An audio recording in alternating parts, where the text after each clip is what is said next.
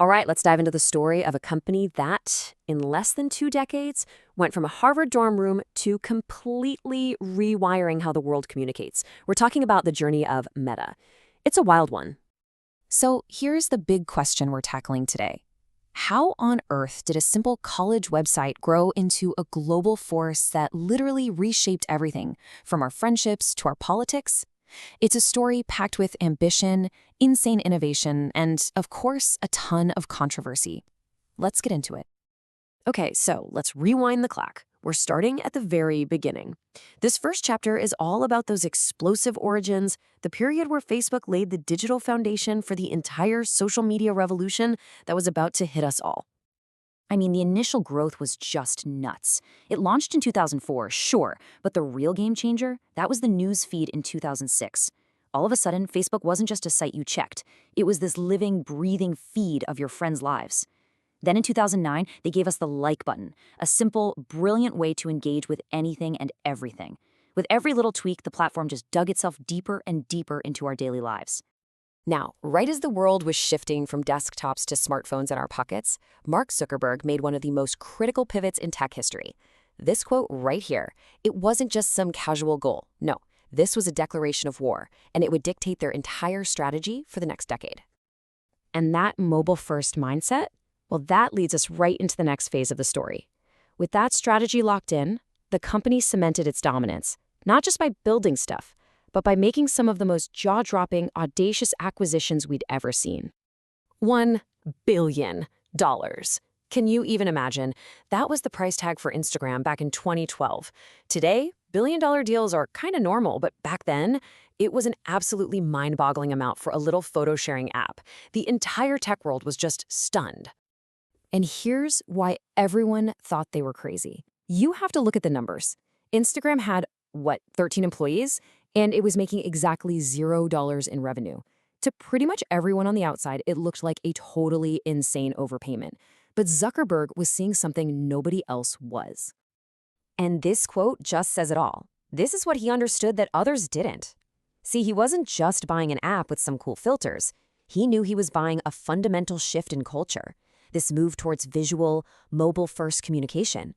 It was a massive bet on the future. And boy, did it pay off. A couple of years later, they did it again. They dropped an unbelievable $19 billion on WhatsApp to basically own global messaging. But the other deal they made that year, Oculus VR, that was the real clue, the real foreshadowing of where this whole thing was headed.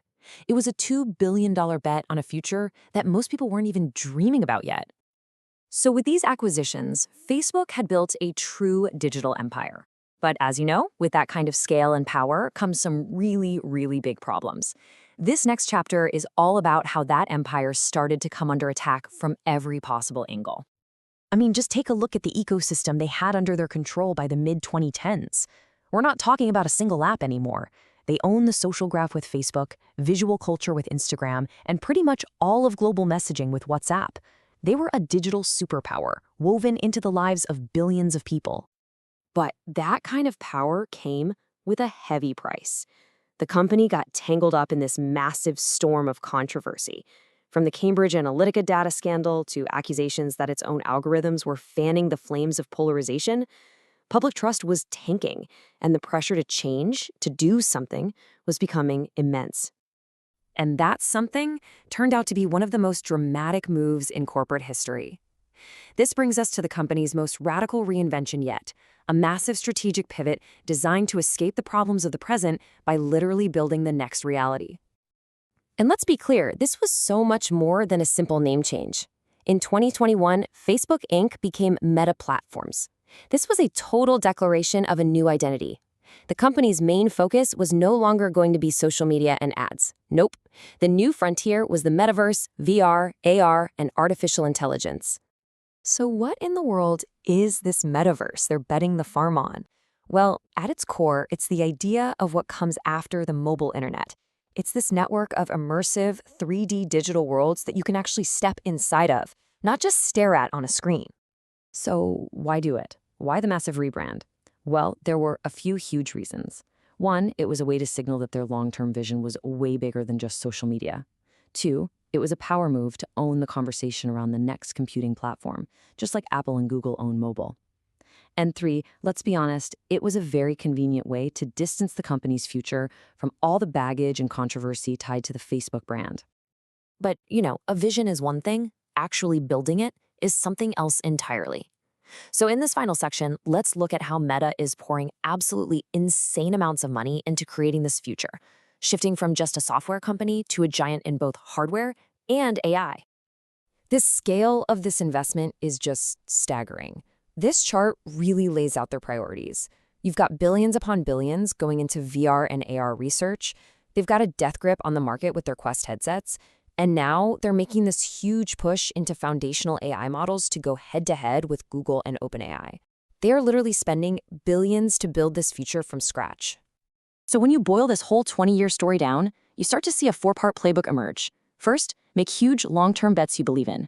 Second, buy anyone who could be a threat or who is innovating faster than you. Third, relentlessly, obsessively focus on keeping users engaged. And fourth, never, ever be too proud to pivot or even just copy your competitors. That formula has worked for them time and time again. So when you really look back at it all, the one constant in Meta's entire story is just change.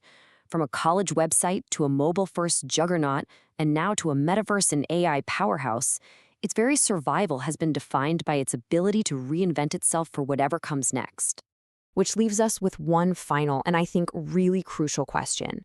With all of its resources and this massive head start, is Meta building the future for all of us, or are they just building a future that will be owned by them? The answer to that is probably going to define the next chapter of the internet for everyone.